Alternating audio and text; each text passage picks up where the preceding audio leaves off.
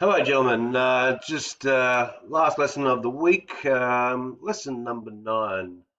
A simple enough for one, but very much something close to you. Yes, that's right. It's about reactions in our stomachs.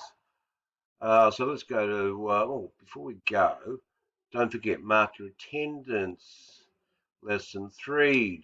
And make sure you do it on time, please. I'll be keeping an eye on that. I did send an email to those students who have not. There's about 4 students. So please make sure you click on that and do those work habits. And let's continue on with lesson number 9. We're now looking at acids, of course, that are found in our digestive system. So we have a number of videos for you to watch. That's, of course, after you've done 2 things. That's right. Load up that Word file, which is your standard format. 5 easy steps. Remember, step 1 is to do some pre-video questions. We need to then open up our PowerPoint, which is slides 7 to 10. So yes, you need to open that. And you go to slide 7 and maybe summarize those into your summary book.